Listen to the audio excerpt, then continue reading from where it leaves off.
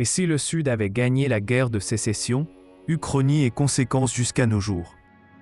Et si le Sud avait gagné la guerre de sécession? Et si les États confédérés d'Amérique avaient arraché leur indépendance en 1865?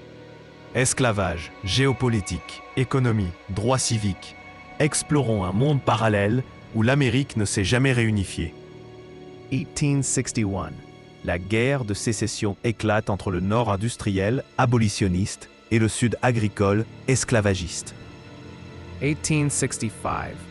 Dans notre réalité, l'Union triomphe. Mais dans ce monde alternatif, l'armée du Sud, mieux soutenue par la France, de Napoléon III, ou le Royaume-Uni, inflige une défaite stratégique au Nord. Abraham Lincoln, affaibli, doit signer un traité de paix. Résultat, deux nations naissent sur le sol américain. États-Unis d'Amérique Nord. États confédérés d'Amérique, CSA, Sud. Les États confédérés deviennent un pays indépendant. L'esclavage, reconnu par leur constitution, reste en vigueur jusque dans les années 1900, voire 1920. Le Sud développe une économie agricole très inégalitaire, proche d'une oligarchie. En revanche, le Nord accélère son industrialisation et devient plus rapidement une puissance mondiale. Comparaison économie Sud versus Nord. Carte, deux pays avec capitale, Washington versus Richmond. Deux Amériques rivales s'opposent durant tout le XXe siècle. Pas d'entrée des États-Unis réunis dans la Première Guerre mondiale, la France et le Royaume-Uni gagnent plus difficilement. En 1930, une guerre froide interne s'installe entre le Nord capitaliste progressiste et un Sud autoritaire ségrégationniste. Le Sud proche des dictatures conservatrices d'Amérique latine.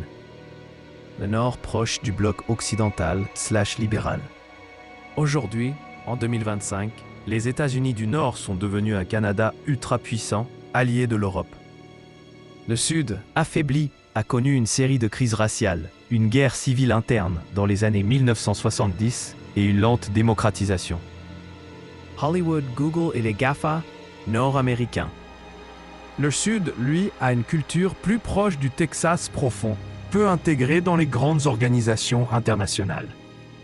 Nord, USA, plus Canada, plus alliés. Sud, État confédéré démocratisé mais conservateur. Frontières visibles entre les deux.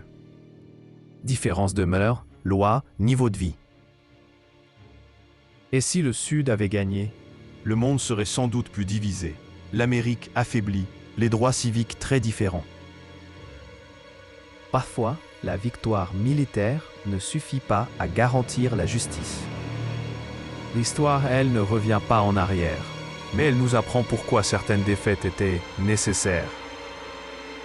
Si tu veux d'autres chroniques comme celle-ci, et si le Reich avait gagné? Et si Napoléon avait conquis la Russie? Abonne-toi, like et dis-moi ton idée en commentaire.